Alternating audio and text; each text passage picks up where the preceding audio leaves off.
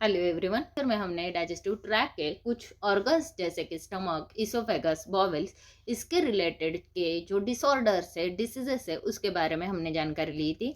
अभी के वीडियो में हम पैनक्रियास क्या रहता है, पैनक्रियास के डिसऑर्डर क्या रहते हैं, लीवर के डिसऑर्डर्स क्या रहते हैं, ऑल्सो जो फैरिंग्स रहता है उसके डिसऑर्डर्स क्या रहता है, रेक्टम पार्ट जो है उसके डिसऑर्डर क्या रहते हैं, इसके बारे में सीखेंगे। Cons disease. अभी ये कोहन्स डिसीज क्या रहता है, उसमें क्या हो जाता है, जो डाइजेस्टिव ट्रैक है उसको इन्फ्लेमेशन आ जाता है, सूजन आ जाता है और उसके ऊपर फैट जो है उसको स्टोर हो जाता है। अभी ये जो कोहन्स डिसीज है उसमें क्या हो जाता है, ये जो है वो आपकी नॉर्मल इंटेस्टाइन रहती है, ये जो है वो आपके बॉवल्स रहेंगे, कोलॉन्स रहेंगे, इसके ऊपर जब थिकन वॉल्ड मीन्स थिक ऐसा फैट का रैपिंग हो जाता है, तो ये जो आपका इंटेस्टाइन है या बॉवल्स है वो प्रॉपर कॉन्ट्रैक्ट और रिलैक्स नहीं होते और उसकी वजह से आपको स्टूल जो है वो पास करने नहीं आता। उसको हम कोहर्स डिसीज ऐसा बोलते हैं। तो अभी आपको समझ में आया कोहर्स डिसीज जो है वो क्या रहता है, नॉर्मल इंटेस्टाइन और एबनॉर्मल इंटेस्टाइन, इसमें फैट का रैपिंग रहता है। अल्सो फैट जो है वो इसकी वजह से ये जो इंटेस्टाइन है इतना हार्ड हो जाता है कि उसमें फिशर्स जो है वो फॉर्म हो जाते हैं और फिशर्स से ब्लीडिंग जो है वो फॉर्म हो जाती है। फिशर्स मीन्स में एक ओपनिंग फॉर्म हो जाता है। Next is the सिलियाक disease. अभी ये सिलियाक डिसीज क्या रहता है, एक ऑटो इम्यून डिसऑर्डर मीन्स उसको कंसिडर किया जाता है, लेकिन ये जो है वो आपने ग्लूटेन का कंजम्पशन किया तो आपकी बॉडी जो है उसको डैमेज हो जाती है और उसका प्रॉपर डाइजेशन नहीं होता।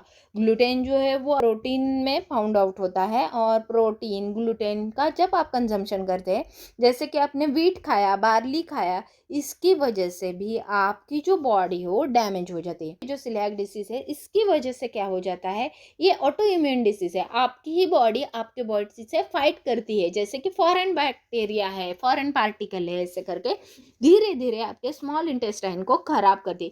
कब खराब करती, जब आपने ग्लूटेन का कंजम्पशन किया, मीन्स आपने व्हीट खाया, बार्ली खाया, तो आपकी बॉडी जैसे कि फाइट करती है ये फॉरेन पार्टिकल्स है ऐसा। उसकी वजह से कुछ सिम्टम्स जो है वो सिलियाक डिसीज में आपको दिखाए जाते हैं, जैसे कि ब्लोटिंग हुआ, ब्लोटिंग मीन्स आपके पेट में बहुत ज़्यादा गैस हुई, देन नोशिया आ जाता है, आपको वोमिटिंग आया ऐसा फील हो जाता है, आपकी तबीयत बहुत फटीग हुआ ऐसा आपको कंसिडर हो जाता है, देन डायरिया, डिसेंट्री जैसे हो जाता है, देन आपका वेट लॉस हुआ ऐसा हो जाता है, पेट में आपके पेन हो जाता है, हेडेक हो जाता है। ये जो है वो आपके सिलियाक डिसीज के सिम्टम्स रहते हैं। Next is the liver cancer. अभी ये जो लीवर है ये क्या है, आपके बॉडी की सबसे बड़ी ग्लैंड है, वो आपके बॉडी की केमिकल फैक्ट्री है और ये जो हेल्दी लीवर रहता है वो धीरे धीरे खराब हो जाता है, फाइब्रोसिस हो जाता है, उसमें हार्डनेस थोड़ा बढ़ जाता है, देन धीरे धीरे उसमें सिरोसिस हो जाता है और ज़्यादा बढ़ जाता है और धीरे धीरे इसका कार्सिनोमा या कैंसर में कन्वर्जन हो जाता है। एकदम ऐसा स्पंज जैसा स्ट्रक्चर जो है वो एकदम स्टोन जैसा हो जाता है, वो जो है आपका लीवर कैंसर रहता है। ये जो है उसमें एक्यूट इन्फेक्शन रहता है, एक्यूट मीन्स अभी जस्ट हुआ उसको हम एक्यूट इन्फेक्शन बोलते हैं। धीरे धीरे ये जो इन्फेक्शन है वो क्रोनिक इन्फेक्शन में कन्वर्ट हो जाता है, देन इसका फाइब्रोसिस हो जाता है और फाइब्रोसिस होकर उसका कैंसर जो है वो हो जाता है। कैंसर के बाद वो जो है वो लीवर सिरोसिस में कन्वर्ट हो जाता है। लीवर सिरोसिस में बहुत सारे मासेज जो है वो आपके लीवर में आ जाते हैं और आपका जो लीवर है वो प्रॉपर फंक्शन नहीं करता। ऐसा जो लीवर है जिसमें स्पंज लाइक स्ट्रक्चर नहीं है और अभी वो हार्ड हुआ है, इसकी वजह से पोर्टल हाइपरटेंशन जो है वो आ जाता है और जैसे हमने एसोफेजियल वेरीज देखे जिसमें आपकी ब्लड वेसल जो है वो स्वेलन हो जाती है, क्योंकि ब्लड जो है वो आपके लीवर में आता ही नहीं, क्योंकि वो जो लीवर है वो अभी बहुत हार्ड हुआ है और हार्ड होने की वजह से ये जो लीवर है वो प्रेशर क्रिएट करता है आपके अदर वेसल्स पे या आपके वेंस पे।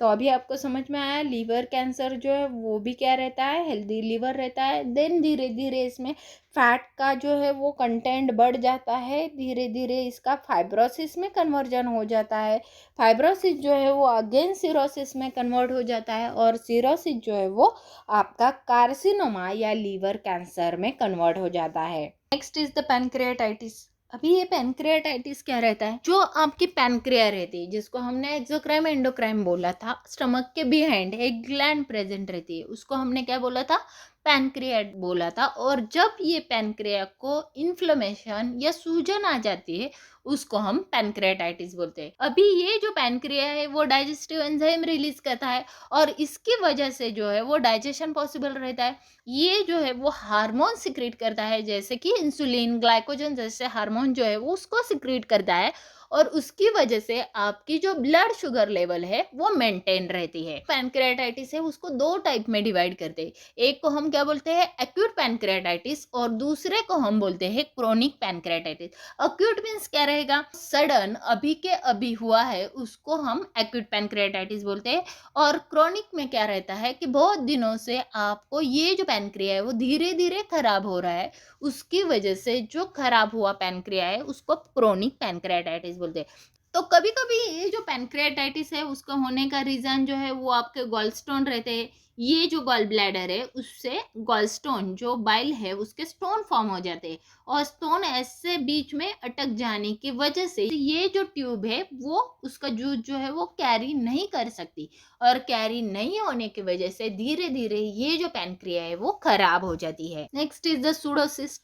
अभी जो एक्यूट पैनक्रियाटाइटिस है उसकी वजह से आपके पैनक्रियास के ऊपर छोटे छोटे सिस्ट मीन्स पानी या फ्लूइड के जो है वो गांठ तैयार हो जाते हैं, उसको हम सूडोसिस्ट बोलते हैं। और ये जो सूडोसिस्ट बहुत बड़ा होगा तो क्या हो जाएगा, ये जो बस्ट हुआ तो क्या हो जाता है, उसकी वजह से इंटरनल ब्लीडिंग होने के चांसेस रहते हैं और इंटरनल इन्फेक्शन होने के भी चांसेस रहते हैं।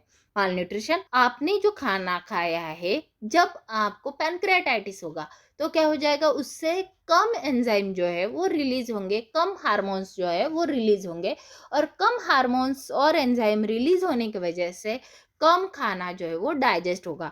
ऐसे जो कम खाना डाइजेस्ट हुआ तो उससे न्यूट्रिएंट्स भी आपके बॉडी को कम मिलेंगे। इसकी वजह से आपके बॉडी को जो लगने वाली चीज़ें है वो मिलेगी नहीं, इसको हम माल न्यूट्रिशन बोलते हैं। और इसकी वजह से आपको डायरिया होने के चांसेस रहते हैं, आपका वेट लॉस भी हो सकता है क्योंकि अभी फूड जो है वो प्रॉपर डाइजेस्ट नहीं हुआ।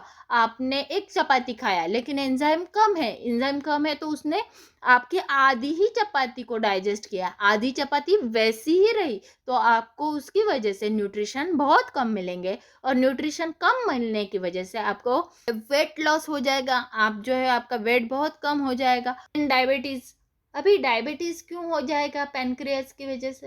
पैनक्रिया क्या सिक्रेट करता था, इंसुलिन। इंसुलिन जो है वो क्या है, आपके बॉडी का ब्लड शुगर लेवल मेंटेन करता है। शुगर मीन्स क्या, डायबिटीज। आपके ब्लड में कितनी शुगर है, कम है ज़्यादा है, ये डिसाइड करने का काम कौन करता था, sugar level, that is the insulin करता है। और ये इंसुलिन आपकी पैनक्रिया खराब होने की वजह से कम सिक्रीट हो जाएगा और कम सिक्रीट होने की वजह से वो आपकी शुगर लेवल मेंटेन नहीं कर पाएगा। ये जो आपका डिसीज है जिसको हम डायबिटीज बोलते हैं वो ब्लड शुगर लेवल को मेंटेन करने का काम करता है इंसुलिन, और ये इंसुलिन प्रोड्यूस नहीं हुआ तो आपको डायबिटीज होने के चांसेस रहते हैं। देन पैनक्रियाटिक कैंसर, अभी हमने बोला एक जो है वो क्या है, पैनक्रियास का एक्यूट पैनक्रियाटाइटिस और दूसरा जो है वो क्रोनिक पैनक्रियाटाइटिस।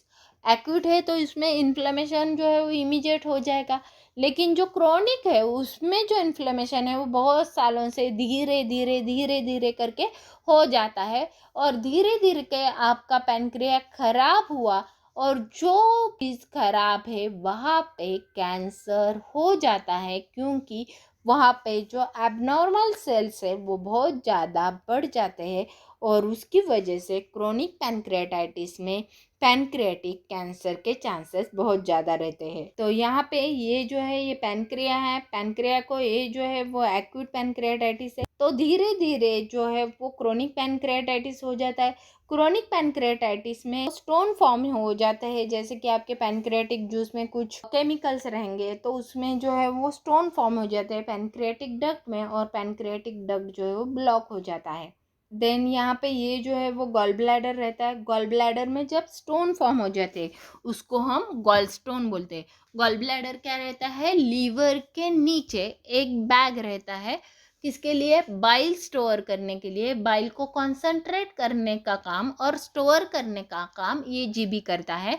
और ये जीबी में जब बाइल के स्टोन फॉर्म हो जाते हैं उसको जीबी स्टोन बोलते हैं। ऐसे जीबी स्टोन जब ये डक्ट में आ जाते हैं तो ये जो पैनक्रिया है ये ब्लॉक हो जाती है और उसकी वजह से आपको पैनक्रियाटाइटिस हो जाता है। तो सुडोसिस्ट मैंने क्या बोला था? पैनक्रिया के ऊपर पानी के जो बलून लाइक स्ट्रक्चर फॉर्म हो जाते हैं उसको हमने सुडोसिस्ट बोला था।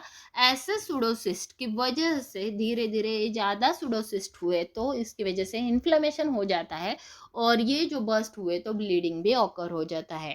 तो इसके पहले मैंने आपको बताया था कि सिरोसिस जो है वो क्या रहता है।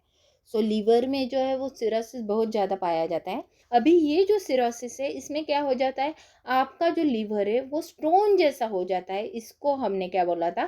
सिरोसिस बोला था। रीज़न क्या रहता है? आप बहुत ज़्यादा अल्कोहल का कंजम्पशन कर रहे हैं, आपको हेपेटाइटिस जैसे जो डिसीजेस है उस वजह से आपको जो है वो सिरोसिस हो जाता है। अभी ये जो सिरोसिस है वो क्या हो जाता है, ये प्रोसेस है। इसमें जो है पहले फैटी लीवर रहता है, फैटी लीवर के बाद इसमें क्रोनिक लीवर चेंजेस हो जाते हैं, देन धीरे धीरे इसमें फाइब्रोसिस हो जाता है, फाइब्रोसिस के बाद इसमें कैंसर जो है वो फॉर्म हो जाता है और कैंसर के बाद सिरोसिस हो जाता है। मीन्स ऐसा है क्या इमीडिएट आपको सिरोसिस हो जाता है? ऐसा नहीं है, एक क्रोनिक डिसीज है, धीरे धीरे होने वाला डिसीज है, इसको हम सिरोसिस ऐसा बोलते हैं। और ये जो सिरोसिस हुआ तो आपका जो लिवर है वो उसके जो फंक्शंस है वो कैरिड आउट नहीं करता, इसको हम लिवर जो है वो खराब हुआ ऐसे बोलते हैं।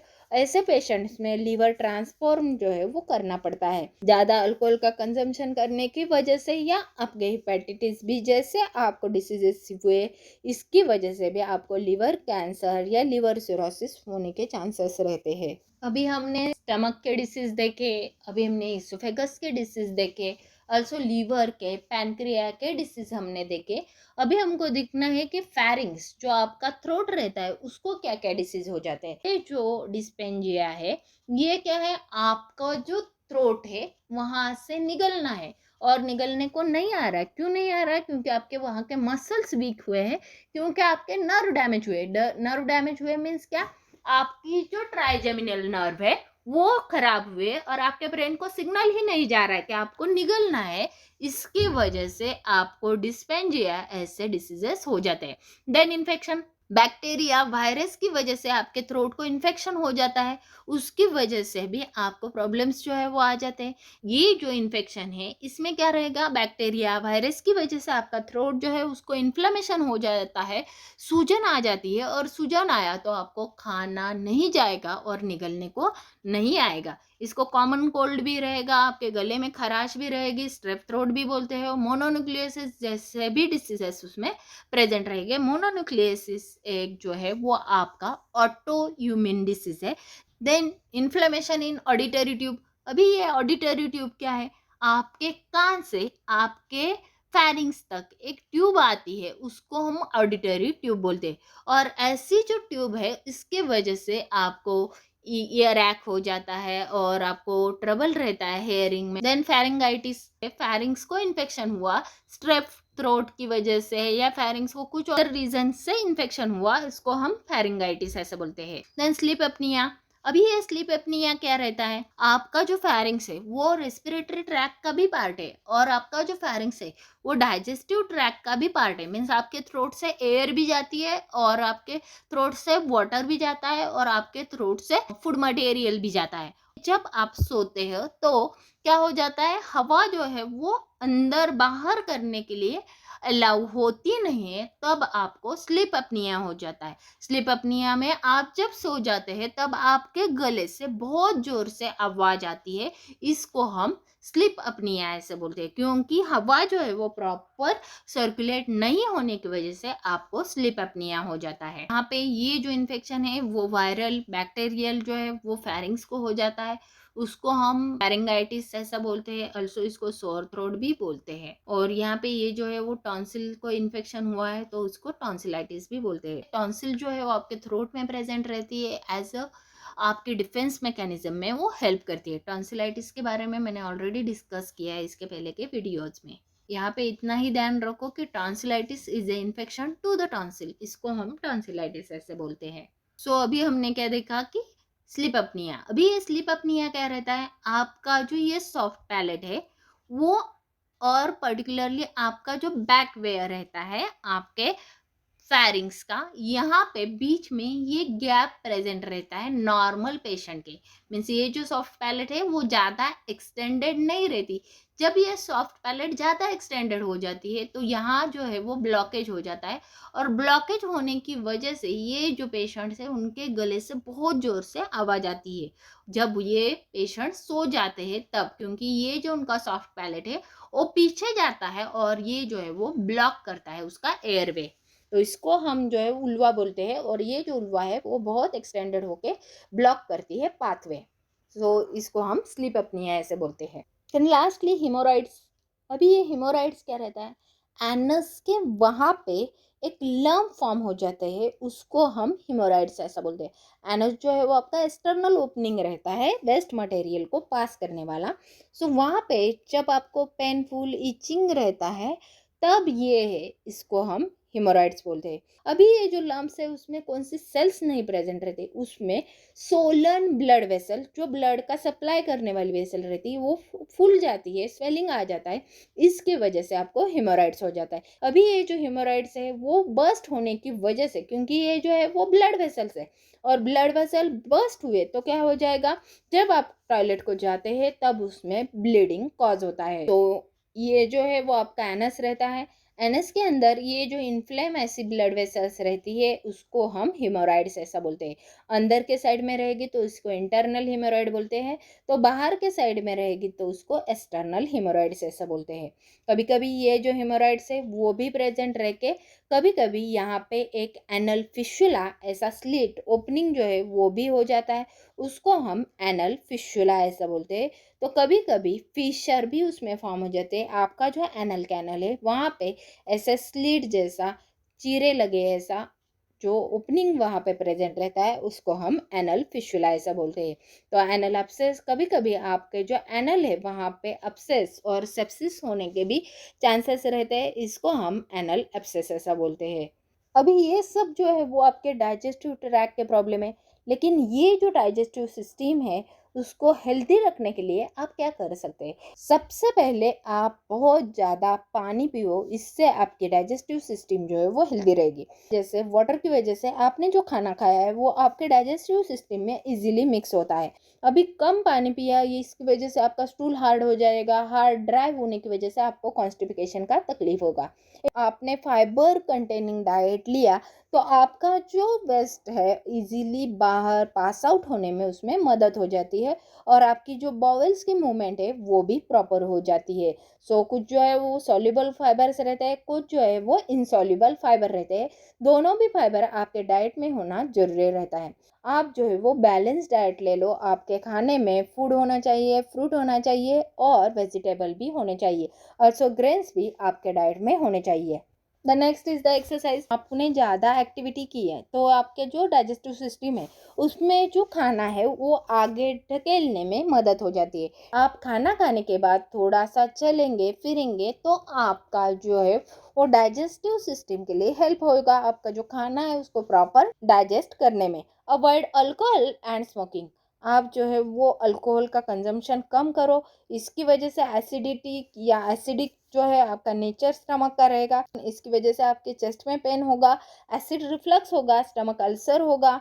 also स्मोकिंग की वजह से भी आपको एसिड रिफ्लक्स होने के चांसेस रहते हैं। अल्कोहल है और स्मोकिंग है उसको अवॉइड करना जरूरी है। Manage your stress. अभी ये जो स्ट्रेस है, आपके जो स्ट्रेस रहता है वो भी आपके डाइजेस्टिव सिस्टम को अफेक्ट करता है।